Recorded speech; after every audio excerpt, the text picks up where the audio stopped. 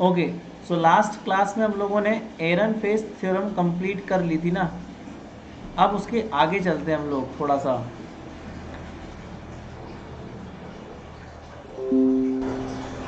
एरनफेस्ट theorem के थोड़ा सा आगे चलेंगे हम लोग ना, थोड़ा सा आगे, ज़्यादा आगे नहीं चलेंगे, थोड़ा सा आगे चलेंगे, ठीक है ना।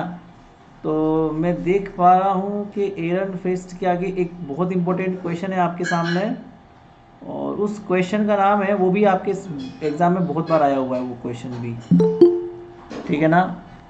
और वो क्वेश्चन है, किधर गया वो,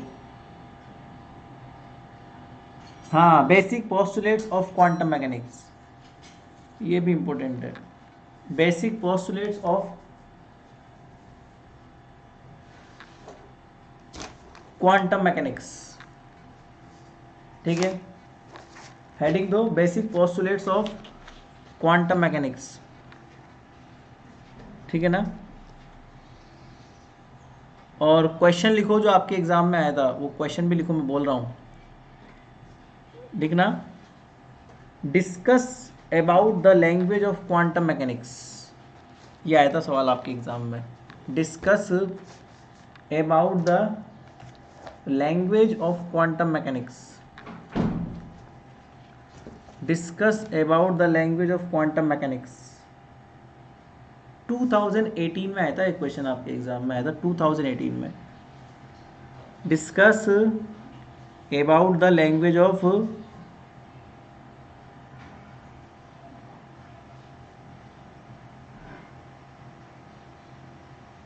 discuss about the language of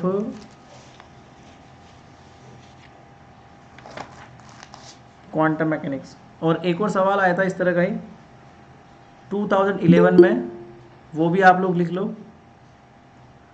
2011 में, discuss in brief the state of quantum mechanical system.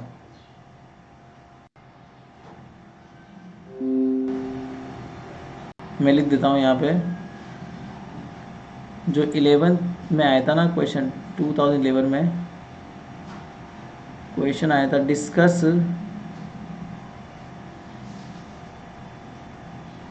In brief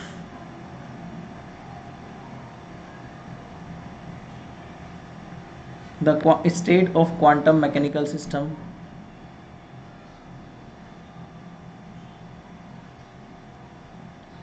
the state of quantum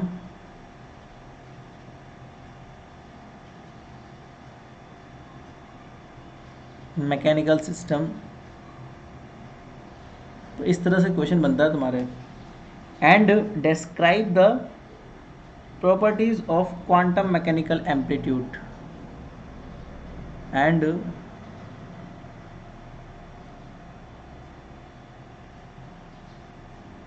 describe the properties of quantum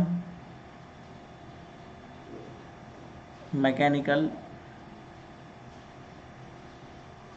amplitude. तो आज हम इसी के बारे में पढ़ेंगे पूरा। आज की क्लास इस पूरे क्वेश्चन को करने में निकल जाएगी अपनी, कि क्वांटम स्टेट की प्रॉपर्टीज़ क्या होती है, क्वांटम मैकेनिकल एम्पलीट्यूड की प्रॉपर्टीज़ क्या होती है। क्वांटम स्टेट मतलब क्वांटम सिस्टम, कोई भी पार्टिकल है उसकी एक वेव फंक्शन होता है, और वो वेव फंक्शन उसकी स्टेट कहलाती है। तो कोई भी वेव फंक्शन जिसे हम कैट नोटेशन में लिखते हैं, वो किसी भी क्वांटम पार्टिकल की क्वांटम स्टेट की मतलब क्वांटम स्टेट कहलाती है, ठीक है ना। तो हर एक पार्टिकल का वेव फंक्शन या उसके बारे में डिस्क्रिप्शन, वो क्वांटम मैकेनिकल स्टेट कहलाती है, ठीक है ना। जैसे तुम लोगों का नाम तुम्हारी पहचान है, उसी प्रकार से वेव फंक्शन जो होता है उसका किसी भी क्वांटम पार्टिकल का पहचान होती है। जैसे क्वांटम पार्टिकल आइडेंटिफाई होता है, क्वांटम दीपक तुम्हारे पीछे कोई घूम रहा है, ठीक है। तो क्वांटम पार्टिकल क्या है, कैसा है, उसका नेचर क्या है, वो सारी आइडेंटिफिकेशन किससे होता है, वो होती है क्वांटम स्टेट से। अगर आपको उसकी क्वांटम स्टेट पता है तो आप उस सिस्टम के बारे में जान सकते हो जहाँ पे आपका क्वांटम पार्टिकल अवेलेबल है। दैट्स इट, और कुछ नहीं है। ठीक है। तो हमें उसी वेव फंक्शन की प्रॉपर्टीज़ लिखनी है, वो वेव फंक्शन कैसा होता है, कैसे काम करता है।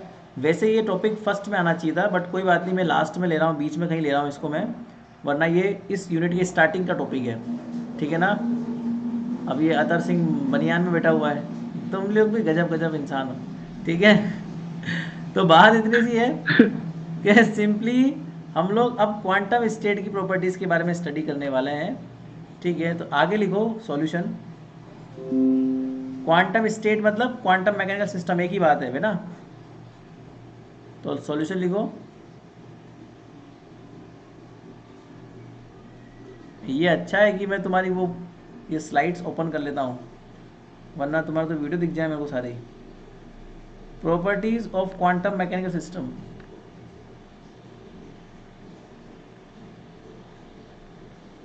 और जितने सीरियस तरीके से मैं पढ़ाता हूँ उतने सीरियस तरीके से तुम पढ़ते नहीं हो, ऐसा मुझे लगता है। बेटा ये इतनी इंपॉर्टेंट चीज़ें हैं, तुम्हें फ्री में मिल रही है, नहीं तो है ना मेरे एक एक पेपर की फीस होती 4,000 रुपये, तुम्हें फोकट में मिल रही है। तुम लोग पढ़ते नहीं हो, फिर भी कद्र नहीं करते हो चीज़ों की। कॉलेज में कराया सर जमा सर हमने। हमने फीस तो दी है सर, पूरी 45,000 दी है सर हमने तो। अरे वेरी, 45,000 दे दिए सर पहले। तो पढ़ा फ्री में पढ़ो, नहीं पढ़ रहे सर। पढ़ो भी तो सही बेटा इनको। तो सर फ्री क्या हुआ? क्या? फ्री कहाँ हुई सर चीज, पैसों में मिल रही है ना। पैसों में तो मिल रही है, पर तुम पढ़ो भी तो सही ना बेटा इसको। Yes sir.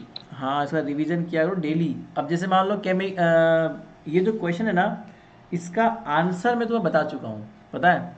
अब तुमको अगर पढ़ा होगा तुम्हें धीरे धीरे ध्यान आ जाएगा, ठीक है। मैंने शुरुआत से इस चीज़ को बार बार बताया कि क्वांटम मैकेनिकल सिस्टम क्या होता है, क्वांटम मैकेनिकल एम्पलीट्यूड्स क्या होते हैं।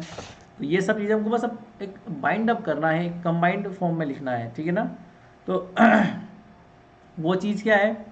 हाँ, पहली property, quantum state is a linear vector.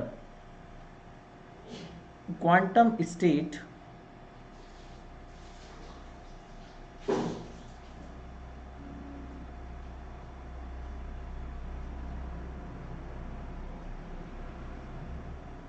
is a linear vector. मतलब एक लीनियर वेक्टर होता है, जैसे कोई साइन है, तो मैंने आपको शुरू में लिखा था ना, psi is equal to A1 psi 1, A2 psi 2, A3, ये लीनियर वेक्टर्स होते हैं। और ये कहाँ होते हैं? In linear vector space. In linear vector space कहाँ होते हैं? ये लीनियर वेक्टर स्पेस में होते हैं। और इस चीज़ को हम क्या बोलते हैं? Hilbert space.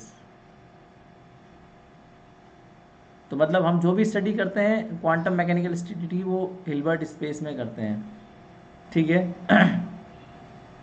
And what is the Hilbert space? यहाँ पर लिख दो नीचे, हिल्बर्ट स्पेस क्या होता है। हिल्बर्ट स्पेस क्या होता है? पहले तुम लोग पहले समझ लो कि लीनियर वेक्टर क्या होता है। मैंने तुम्हें कभी ज़िंदगी में दिखाया होगा कि कोई भी क्वांटम स्टेट है उसको हम लीनियरली लिख सकते हैं, लाइक A1 साइन 1। तो किसी भी पार्टिकल के वेव फंक्शन को हम इस तरीके से लिख सकते हैं, ठीक है ना। दूसरा, हिल्बर्ट स्पेस होता क्या है? हिल्बर्ट स्पेस तुमने पहली बार नाम सुना है। तो हिल्बर्ट स्पेस एक ऐसा वेक्टर स्पेस होता है जो n डायमेंशन स्पेस होता है। ऑब्वियस सी बात है, क्वांटा पार्टिकल जो होता है ना, वो 3 दिशाओं में नहीं जा सकता, 3 के अलावा वो बहुत सारी जगह जा सकता है। तो ये एक विशेष प्रकार का स्पेस है। तुमने पढ़ा होगा 1D space, 2D space, 3D space. तो ये तो नॉर्मल स्पेस है, बट एक और होता है Hilbert space. Hilbert space n dimension space होता है जो नॉर्मली n डायमेंशनली काम करता है। मतलब क्वांटा पार्टिकल बहुत जगह जा सकता है। ऑब्वियस सी बात है, एक तो क्वांटा होता नहीं है, क्वांटा पार्टिकल बहुत सारे होते हैं और वो बहुत जगह जा सकते हैं, इसलिए वो हिल्बर्ट स्पेस में काम करते हैं। ये डैश डैश लगाया हुआ है ना मैंने, इस डैश डैश का मतलब ये होता है कि यहाँ पर आप n नंबर ऑफ क्वांटिटीज़ लिख सकते हो, और जितनी आप क्वांटिटीज़ लिख दोगे ना उतना ही डायमेंशन का वो स्पेस बन जाएगा, इसलिए हिल्बर्ट स्पेस बोलते हैं इस चीज़ को। तो इसका नाम क्या है? Hilbert space. लिख लो ये हिल्बर्ट स्पेस क्या होता है। It is a n dimensional space, लिख लो यहाँ पे, it is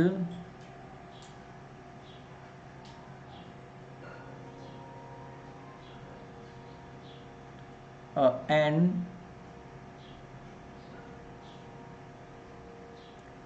dimensional space and we can choose n tends to infinite, हो सकता है n infinite भी हो सकता है, that is Hilbert space is infinite dimensional space.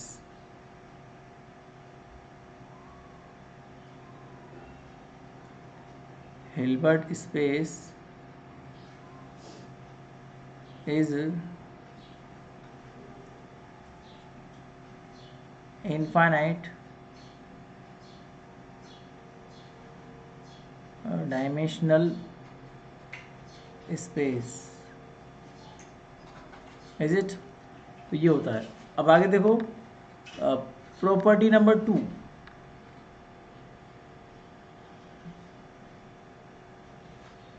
ठीक है। प्रॉपर्टी नंबर 2 क्या होती है? Quantum state is tells us all the information about the system. मैंने ये आपको समझा दिया। अगर आपको वेव फंक्शन पता है, मतलब आपको क्वांटम स्टेट पता है, तो आप उस सिस्टम के बारे में सारी जानकारी ले सकते हो। भाई उसका एनर्जी क्या है, उसका मोमेंटम क्या है, वो सब आपको पता लग जाएगा। सो quantum state is tells us all information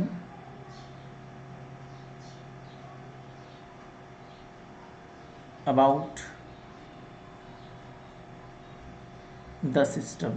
तो सिस्टम के बारे में सारी जानकारी आपको क्वांटम स्टेट से मिल जाएगी। तीसरी प्रॉपर्टी क्या होती है?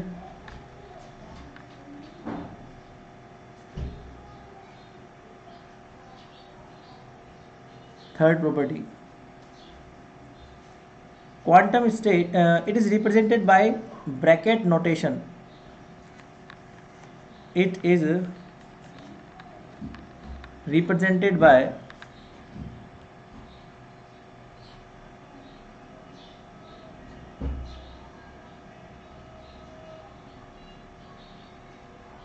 presented by ब्रैकेट नोटेशन, ठीक है ना। तो ब्रैकेट नोटेशन का मतलब क्या होता है? लाइक आप चाहो तो इसको ब्रैक फॉर्म में भी लिख सकते हो और कैट फॉर्म में लिख सकते हो। नॉर्मली जो स्टेट होती है ना क्वांटम स्टेट, वो ब्रै फॉर्म में लिखी जाती है। तो this is called the bra form. तो इसे बोलते हैं, sorry, this is called the ket form, यार इसे बोलते हैं कैट वेक्टर, ठीक है। और ये चीज़ आपको पढ़ाई थी मैंने कि जब केट का हम लोग कॉन्जुगेट लेते हैं तो वो ब्रै में कन्वर्ट हो जाता है। तो ये होती है ब्रै वेक्टर, इसे बोलते हैं ब्रै वेक्टर, ठीक है ना। और अगर आपने इसको प्रोडक्ट ले लिया जिसे हम स्केलर प्रोडक्ट बोलते हैं, इन दोनों को आपने मल्टीप्लाई कर दिया, तो इसको हम लोग मान लो स्केलर प्रोडक्ट की फॉर्म में लेते हैं। सो दिस इज स्केलर प्रोडक्ट। इस फॉर्म में अगर आप लोगे, स्केलर मतलब ब्रै को केट से कंबाइंड कर दो तो ये ब्रैकेट बन जाएगा, तो इसे बोलते हैं ब्रैकेट, और ये स्केलर प्रोडक्ट होता है, ठीक है। इसको नॉर्मली अगर आप इंटीग्रेशन फॉर्म में लिखते हो तो ये इंटीग्रेशन लिमिट वो लगाई जाती है जिस स्पेस में, जिस सिस्टम में आपका वेव फंक्शन वर्क कर रहा है।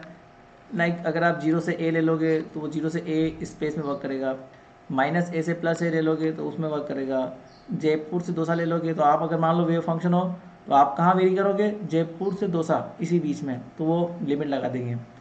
ब्रै का मतलब होता है सिंपली कॉम्प्लेक्स कॉन्जुगेट, और कैट का मतलब नॉर्मल स्टेट। और ये डीटो मतलब जिस स्पेस में आप वर्क कर रहे हो 1D में 2D में 3D में उस अकॉर्डिंगली डीटो लग जाएगा, ठीक है। और इसका वैल्यू जो होता है ना वो नॉर्मली 1 होता है, और इस चीज़ को हम बोलते हैं normalisation condition. Normalisation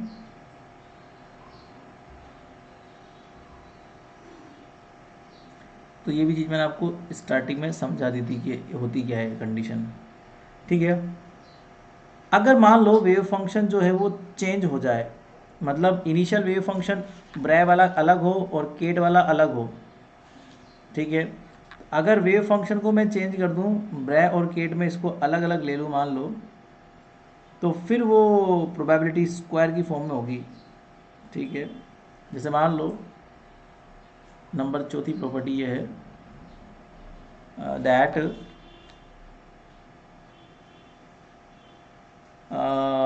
scalar product of state phi, scalar product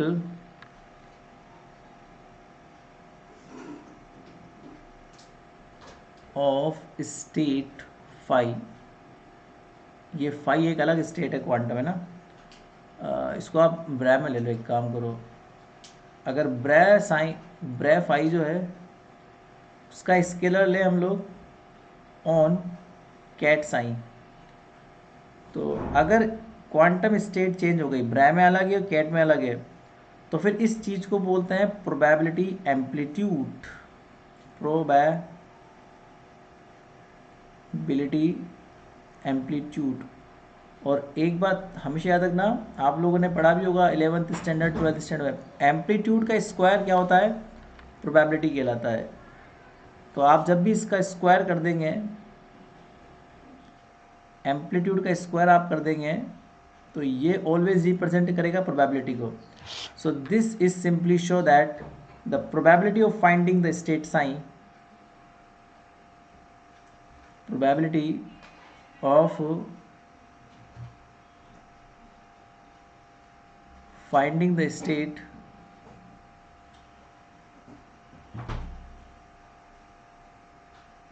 psi in state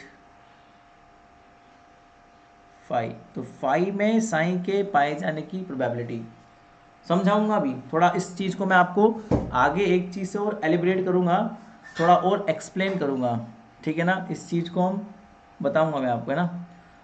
इसको समझने के लिए आगे मैं आपको आगे एक्सप्लेन करता हूँ 5। जैसे मान लो कोई वेव फंक्शन है, वो 2 या 2 से ज़्यादा स्टेट का लीनियर कॉम्बिनेशन है, साइन 1 का, साइन 2 का, या फिर किसी भी स्टेट का। मान लो कोई आपका वेव फंक्शन है, so we can write quantum state of the system, so we can right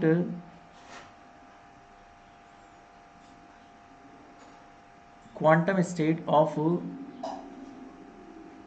system, मतलब साइन को आप किस तरह से लिख सकते हो,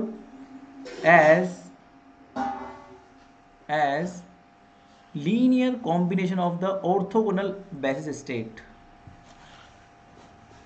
linear combination of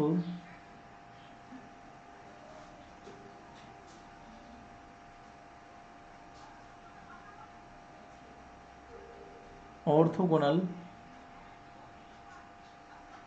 basis state, ठीक है। कैसे लिख सकते हो आप, जैसे कोई भी आपका वेव फंक्शन साइन है, तो आप उसको ऐसे लिख सकते हो लीनियर कॉम्बिनेशन की फॉर्म में, लाइक C1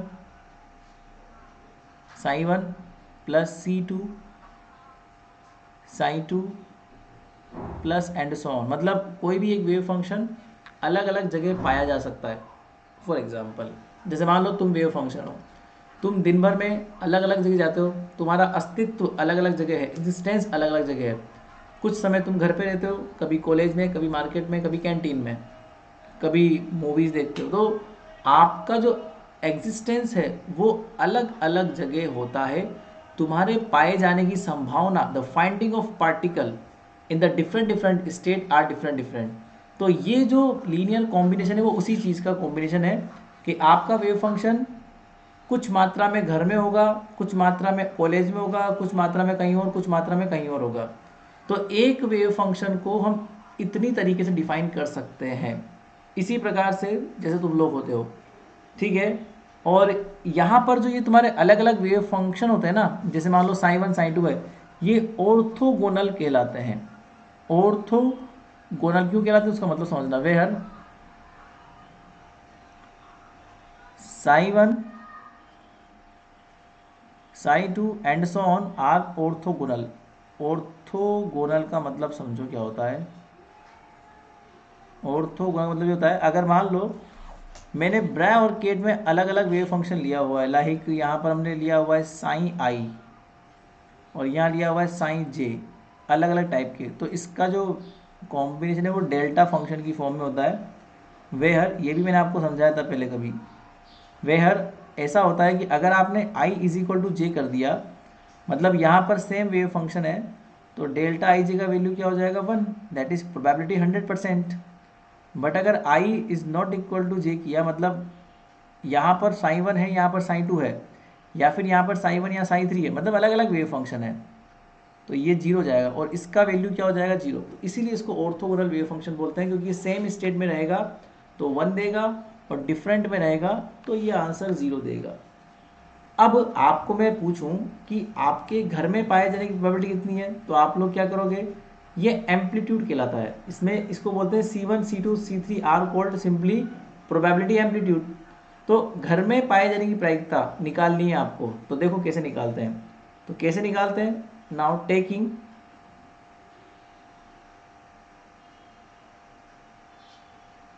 आपको C1 का वैल्यू निकालना है, सपोज यहाँ लिख दो, प्रोबेबिलिटी निकालनी है ना, तो C1 का स्क्वायर निकालना पड़ेगा, और C1 का स्क्वायर निकालने के लिए पहले आपको C1 निकालना पड़ेगा। मैं आपसे बोलूँ कि आपके घर में पाए जाने की प्रायिकता, मतलब साई के साई 1 में पाए जाने की प्रायिकता, ये मान लो तुम हो तो तुम्हारे घर में पाए जाने की प्रायिकता, तो साई के साई 1 में पाए जाने की प्रायिकता निकालनी, probability of finding the particle in the state psi 1, this is simply equal to the mode of square of scattering amplitude C1, that is C1 mode square. So what is the C1? So यहाँ लिखो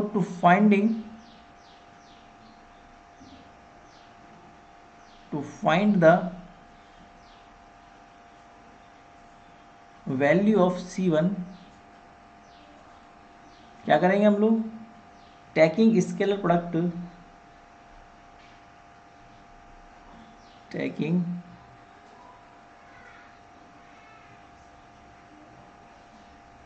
scalar product of bra sin 1 from left side. फ़र्क पड़ेगा left और right से ना, इसलिए left side से आप लोग जो इसको ऑपरेट करवा दो, ठीक है।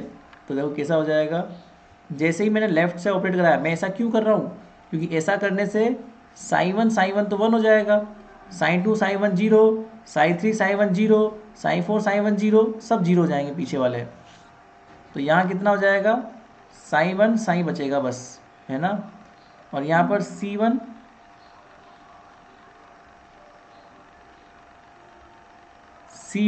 और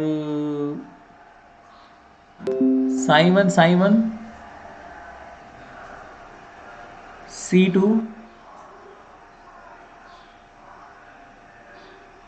sign 1 psi 2 and so on. तो बाकी सब तो बेटा जीरो हो जाएंगे ना, ये भी जीरो, पीछे वाले भी जीरो, सब जीरो। तो केवल कितना बचेगा, इसका वैल्यू 1 हो जाएगा, क्योंकि ये सेम है, और इसे कहते हैं नॉर्मलाइजेशन। सेम ऑपरेटर होते हैं तो नॉर्मलाइज्ड होते हैं। तो यहाँ पर C1 इज इक्वल टू कितना हो जाएगा, simply equal to sign 1 and sign, और इसको हम क्या बोल देंगे, probability amplitude, that's called simply probability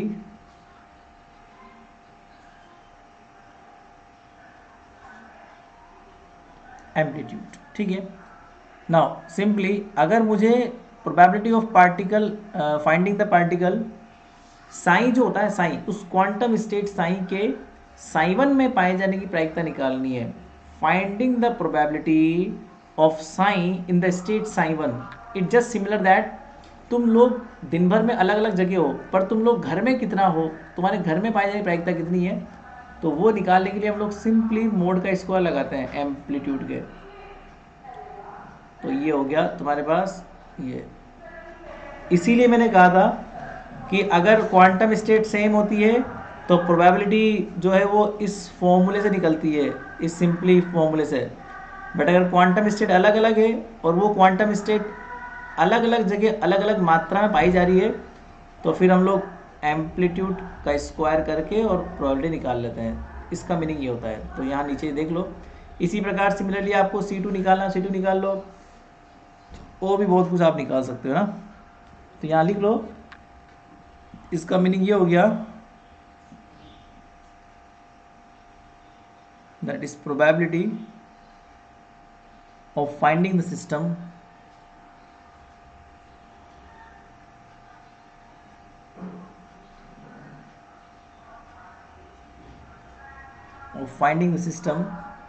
in a state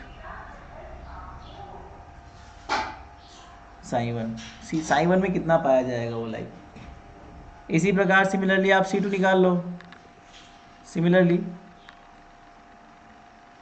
अब मान लो आपने घर में पाए जाने की प्रायिकता निकाल ली, तो सिमिलरली आप P2 निकाल लो। P2 मतलब C2 का मोड का स्क्वायर, मतलब कि वही साइन 2 कराना पड़ेगा ऑपरेट, तो साइन 2 के अलावा बाकी सब जीरो हो जाएगा। इसका मतलब क्या हो जाएगा, probability of finding system in the state psi 2। इसका मतलब क्या हो जाएगा, probability of finding the system in the state psi 2 and so on. फिर आप P3 निकाल लो, P4 निकाल लो, ऐसे आप निकाल सकते हो इसका अलग अलग प्रकार से, ठीक है ना। और एक चीज़ का हमेशा ध्यान रखना, जब भी आप ये मोड को ओपन करो ना, हमेशा मोड को ओपन करते वक्त C*C इस प्रकार से ओपन करना इसको, है ना, उल्टा पुल्टा मत कर देना। मतलब पहले एक बार स्टार आएगा और फिर एक बार नॉर्मल आएगा, इस तरह से इसको ओपन करते हैं। अब जैसे मैं एग्जांपल लूँ तो C1 स्टार है, तो इसको ऐसे ओपन करना पड़ा। इसका मतलब ये हुआ कि स्टार लोगे तो केट ब्रा में, ब्रा केट में हो जाएगा, और जो नॉर्मल होता है वो वैसा का वैसा ही देता है, ठीक है ना। तो ऐसे मल्टीप्लाई करते हैं इस चीज़ को। अब आगे देखो, कोई भी क्वांटम स्टेट है, अगर वो अलग अलग तरह से, स्टार सी कर दें इसको। क्या हो गया तर सर यदि C1 और C1 स्टार कर दें तो क्या होगा? ना, C1 स्टार मत करो, ऐसा नहीं होता। वो पहले स्टार वाला पहले आता है, फिर वो दूसरा वाला आता है। हाँ, मोस्ट ऑफ द केसेस में दोनों की वैल्यू सेम ही होती है, बट फिर भी जो वे है लिखने का और जो सही तरीका है वो C1 स्टार और C है, ठीक है। वैसे तो सर केवल तरीका ये है या फिर क्या हो गया, सर एक तो नोटेशन नहीं, सर एक तो केवल नोटेशन ही इसका लिखने का, या फिर कोई और भी रीजन है? नहीं नोटेशन नहीं, मीनिंग ये ना है ना उनका। जैसे मान लो ये स्टार लिखा आपने, तो इसका मीनिंग ये हो गया कि कॉम्प्लेक्स कॉन्जुगेट पहले आएगा, और फिर आपने नॉर्मल लिखा तो नॉर्मल वेक्टर ही आएगा।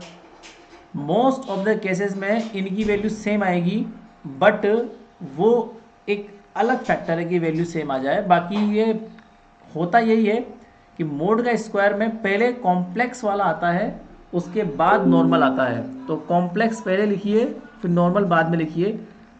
ये डिफरेंस तब आएगा जब प्रॉब्लम तुम्हें तब क्रिएट होगी जब तुम्हारी क्वांटम स्टेट जो है ना मैट्रिक्स फॉर्म में है। एग्जांपल देता हूँ मैं आपको। एग्जांपल ये है, जैसे मान लो तुम्हारे पास साइन जो है वो है AB, और तुम्हारे पास साइन स्टार क्या हो जाएगा, वो हो जाएगा AB। ऐसा ही होगा ना। अब अगर मान लो A तुम्हारे पास 2 आयोटा है, तो तुम्हारे पास जब इसका स्टार लोगे ना, तुम स्टार लेते वक्त ऐसा हो जाएगा कि तुम्हें इसको लिखना पड़ेगा A स्टार, और A स्टार क्या हो जाएगा, -2 आयोटा हो जाएगा। तो इससे फ़र्क पड़ेगा कि तुम लोग पहले ये लिखते हो साइन स्टार साइन, या फिर साइन साइन स्टार लिखते हो। साइन स्टार साइन लिखोगे ना तो तुमको क्या करना पड़ेगा, A स्टार B स्टार करना पड़ेगा, और फिर करना पड़ेगा AB। तो ये कितने बाई कितने की मैट्रिक्स है, ये इसमें एक रो है और 2 कॉलम है, इसमें 2 रो हैं और 1 कॉलम है, तो इसका आंसर कितना आएगा बेटा? इसका आंसर आएगा 1/1 की मैट्रिक्स, मतलब एक कोई एलिमेंट आ जाएगा, ठीक है। और अगर आपने उल्टा कर दिया, मान लो मतलब आपने साइन साइन स्टार कर दिया, तो इसका मतलब ये हो जाएगा कि ये हो जाएगी ए बी, इसका मतलब 2/1 की मैट्रिक्स, और फिर मल्टीप्लाई करोगे ए स्टार बी स्टार से, मतलब 1/2 की मैट्रिक्स। तो इसका आंसर पता है क्या आएगा? 2/2 की मैट्रिक्स बनेगी, है ना। इस तरह आगे समझ। इसलिए वो डिफरेंस आ जाएगा उसमें। तो आगे चलो। हाँ, तो मैं क्या कह रहा था, मैं तो भूल ही गया। मैं कह रहा था कि अगर तुम इसको लीनियर कॉम्बिनेशन की फॉर्म में लिखते हो लाइक, तो हम इसको इस तरह से लिख सकते हैं शॉर्ट फॉर्म में, like sine is equal to summation of I. अब ये आई वेरी कर सकता है 1 से लेके n तक, जब भी जहाँ भी आपका जा रहा है ना वहाँ तक वेरी कर सकता है वो। यहाँ पर सी आई लिख दो और यहाँ पर साइन आई लिख दो, दैट्स इट। तो इसको हम इस फॉर्म में लिख सकते हैं। तो लीनियर कॉम्बिनेशन है ना, तो लीनियर में तो कोई फ़र्क पड़ता नहीं है ना, ठीक है। और जब आप इसका स्टार लोगे तो ये ब्रैम में कन्वर्ट हो जाएगा, और ब्रैम में कन्वर्ट होते ही ये हो जाएगा सी आई स्टार, और ये ब्रैम में कन्वर्ट। और जब आप इसका स्केलर प्रोडक्ट लेंगे ना, तो स्केलर प्रोडक्ट क्या हो जाएगा इसका? साई का साई से, और summation of I C I star. मैंने इस चीज़ को इससे ऑपरेट करवाया है, उल्टा पुल्टा मत कर देना, उल्टा करोगे तो उल्टा रिजल्ट आ जाएगा। मैंने ब्रैको केट के ऊपर ऑपरेट करवाया है, और इसी को बोलते हैं स्केलर प्रोडक्ट। तो पहले सी आई स्टार हो जाएगा, फिर सी आई हो जाएगा, फिर ये आ जाएगा पहले साइन आई और ये साइन आई। हुआ क्या, सेम वेव फंक्शन है तो नॉर्मलाइज्ड हो जाएंगे, तो ये 1 हो जाएगा, और यहाँ पर कितना आ जाएगा? Summation of I C I mod square dot 1। Open करना एक बार, ओपन करोगे तो C1 square C2 square and so on बराबर क्या हो जाएगा? 1। ये कहलाती है नॉर्मलाइजेशन कंडीशन। कोई भी वेव फंक्शन अगर इस तरह की कंडीशन को फॉलो करता है तो वो वैलिड है, और ये कंडीशन से हम बहुत कुछ निकाल सकते हैं इन फ्यूचर। जब कभी कुछ क्वेश्चन करेंगे ना, सी से नेट में आते ना सवाल, तो ये कंडीशन बहुत इंपॉर्टेंट होती है वहाँ पे। हर तरह के एम्पलीट्यूड का मोड का स्क्वायर, या मोड लगा तो अच्छा रहेगा, हर जगह मोड लगा दो, तो इनके मोड का स्क्वायर जो होगा वो हमेशा एडिशन में 1 देगा। This is called completeness relation. इसे क्या बोलते हैं हम लोग? This is completeness. ये आता है तुम्हारे एग्जाम में, कंप्लीटनेस रिलेशन क्या होता है? Completeness relation, this is called completeness relation, that is total probability should be unity. Total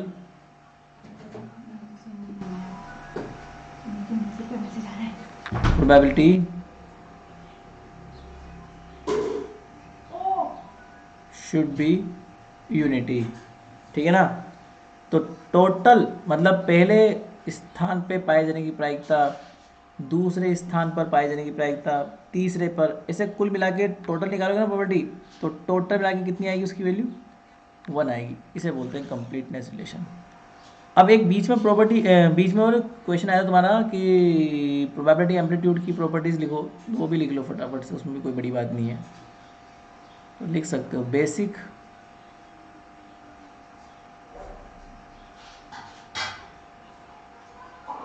properties of probability amplitude.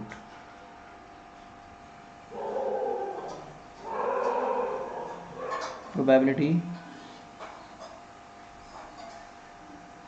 Amplitude,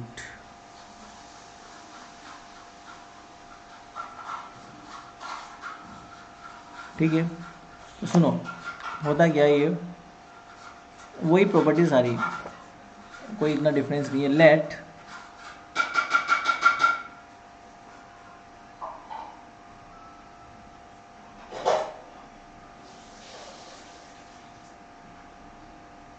let a state psi given as basis vector given in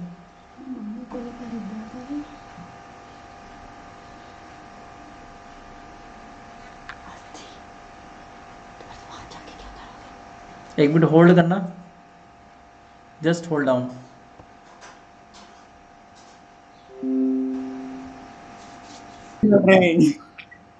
तो आगे देखो, तुमको screen से share कर दूं मैं।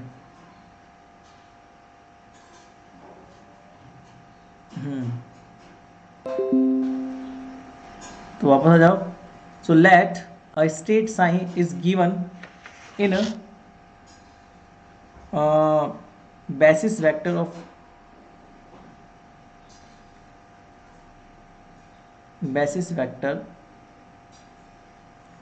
of phi, ठीक है।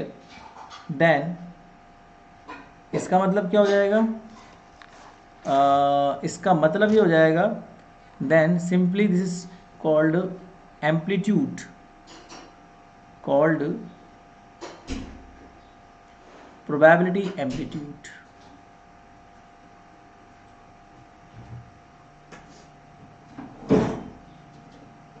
probability amplitude, ठीक है। और क्वांटम मैकेनिकल एम्पलीट्यूड, और क्वांटम मैकेनिकल एम्पलीट्यूड, और इसी की प्रॉपर्टी आपको लिखनी है, ठीक है। और इसी का अगर आप स्क्वायर निकाल लेते हो, इसी चीज़ का आप स्क्वायर निकाल लेते हो तो प्रोबेबिलिटी कहलाता है। तो प्रोबेबिलिटी बराबर क्या होता है? That is square of the probability amplitude. इसे हम क्या बोलते हैं? Probability. That simply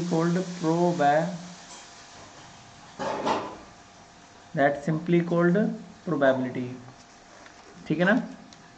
now the next thing is that हम इसको ऐसे भी लिख सकते हैं, लेट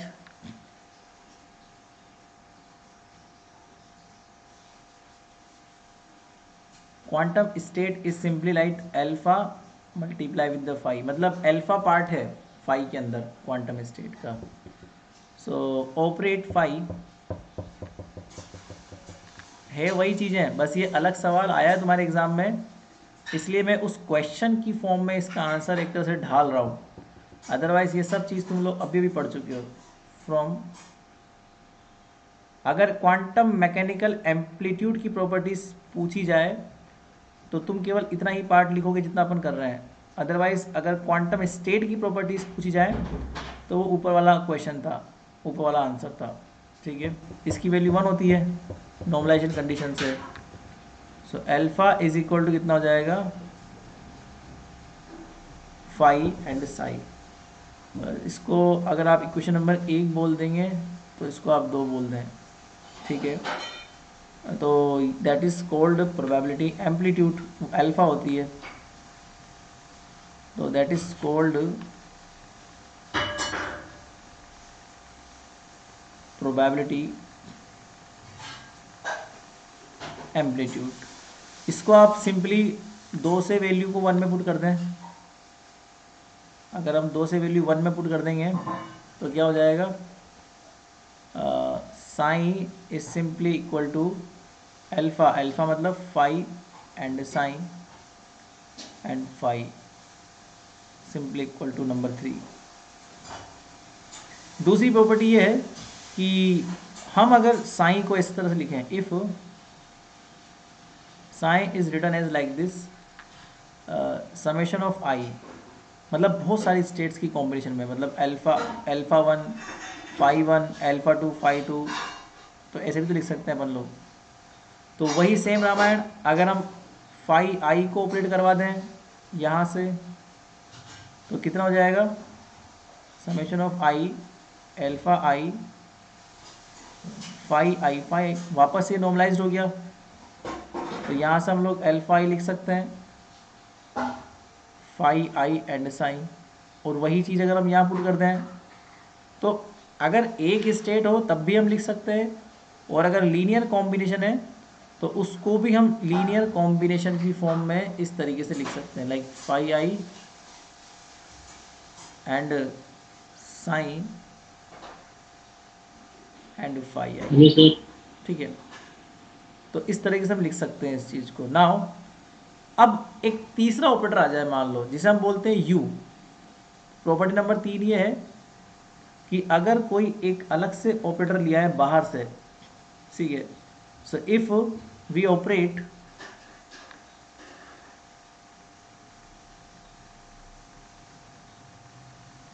अनदर स्टेट यू,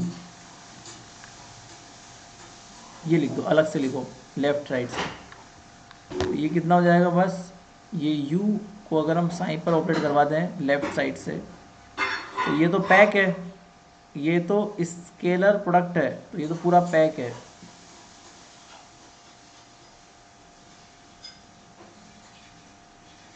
ठीक है, तो इसमें ऐसा होता है कि इसको अगर हम ऐसा कर दें लाइक फाई आई, इसका आप वो ले लो एक बार क्या बोलते हैं उसको, डेगर ले लो। सो अगर डेगर ले लेते हैं हम लोग, तो डेगर लेने पे जो ब्रै है वो केट में हो जाएगा, केट जो है वो ब्रै में हो जाएगा, और इसी प्रकार से यहाँ पर भी हो जाएगा, ये आगे पीछे हमारा हो जाएगा, तो लाइक ये हो जाएगा, इसको हम ऐसे लिख सकते हैं लाइक साइन, और ये हो जाएगा u phi I and phi I and psi. ठीक है, तो फाई आई एंड साइन जो होता है वो इंटरमीडिएट कहलाता है। इंटरमीडिएट इन द सेंस ऐसा होता है कि बीच में इसको ऑपरेट करा दो, लाइक ऐसे मतलब इसको अलग तरीके से समझते हैं, रुको, यहाँ पे तुम लोग का फिर डेगर गलत आएगा। ठीक है,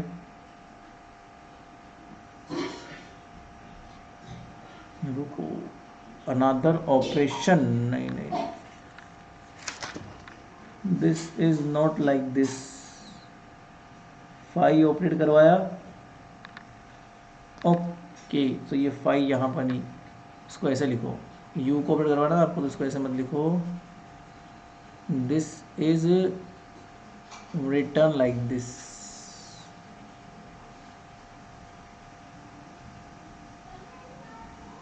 ऐसे करो कि साइन को हम ऐसे लिखेंगे, क्योंकि ये तो कांस्टेंट है, ये कांस्टेंट है, इसको तुम बाहर ले सकते हो, तो इसको पहले आगे ले आओ ताकि समझने में दिक्कत ना हो। इसको, ये कांस्टेंट है तो बाहर आ सकता है। ठीक है, अब तुम u को ऑपरेट करा दो, अब तुम u को कराओ ऑपरेट, तो ये u यहाँ पर भी हो जाएगा ऑपरेट। ठीक है, एंड समेशन ऑफ i, और ये u अब हो जाएगा यहाँ पे ऑपरेट सीधा फाई आई के साथ, और ये फाई आई। तो जब ये u इसके साथ ऑपरेशन में आएगा ना, तो जो u जो i वेरी कर रहा है उसको अलग से लिख लो, और जो वेरी नहीं कर रहा उसको अलग से लिख लो। जैसे मान लो आपका ब्रा u में i वेरी नहीं कर रहा, तो उसको अलग से लिख लो और ब्रैकेट लगा दो, अब समेशन ऑफ i लगा दो। फाई आई वेरी कर रहा है तो केट फाई आई वेरी करेगा, और ब्रै फाई आई वेरी करेगा, तो आई के साथ वेरिएशन में दोनों ही है, और ये हमारे पास है केट साइन, तो इसको अलग से लिख लो।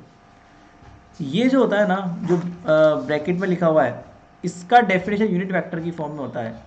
सो define that summation of I phi I and phi I, this is simply noted by the unity vector, that's called the unit vector। ठीक है, इसको यूनिट वेक्टर लिख सकते हैं हम लोग। तो इसका मतलब u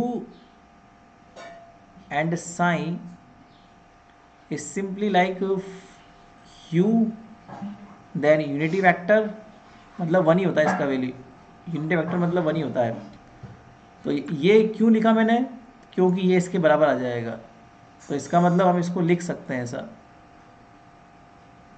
तो यहाँ पे जो जानने वाली बात थी नई तुम्हारे लिए वो ये थी, ये वाली चीज़, ये इम्पोर्टेंट है कि कैट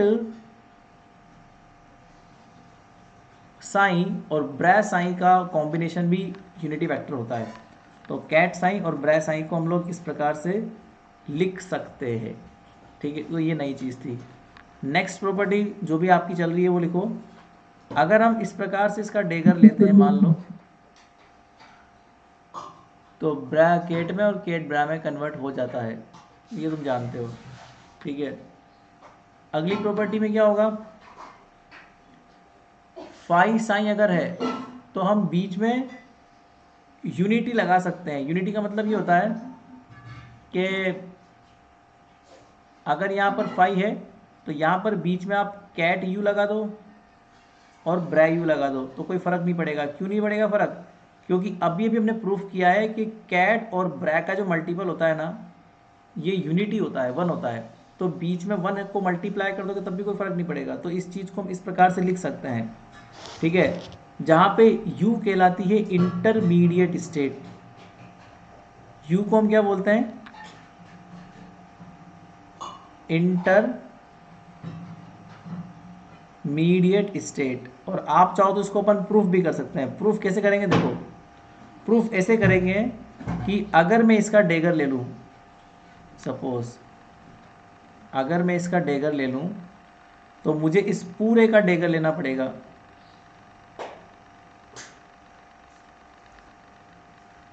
ठीक है। और जब ए बी का डेगर लेते हैं तो क्या होता है, पहले बी डेगर आता है फिर ए डेगर आता है। ये प्रॉपर्टी होती है कि अगर ए और बी का डेगर होता है तो पहले बी डेगर आता है फिर ए डेगर आता है। अब इसके बाद में सिंपली वापस से वही ए बी डेगर, तो आपका जो ये फाई है वो तो हो जाएगा उल्टा हो जाएगा ये। दैट मीन्स ये हो जाएगा साइन, अरे यार ये फाई नहीं साइन था यहाँ पे, दिस इज द साइन। तो फाई यू और यहाँ पर है यू साइन और ये है फाई यू। तो ये कैसा हो जाएगा, साइन ब्रैकेट में और कैट ब्रै में हो जाएगा कन्वर्ट। और इसी प्रकार यहाँ भी ब्रैकेट में और कैट ब्रै में कन्वर्ट हो गया, ठीक है।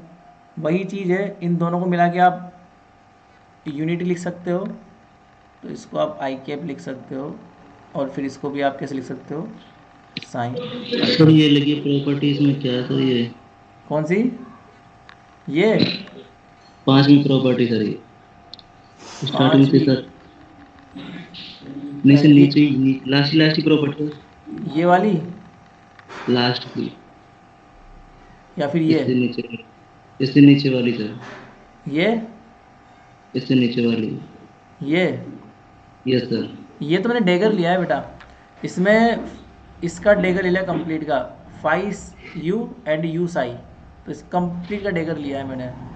तो डेगर लेने पे देखो मैंने ये प्रूफ भी कर दिया कि फाई और साई का डेगर क्या आता है, साई फाई आता है। तो इसमें ये प्रूफ किया है बस कि फाई साई को हम ऐसे इंटरमीडिएट लगा के लिख सकते हैं और जब डेगर लेंगे तो वापस वही का वही आ जाएगा जो पहले था।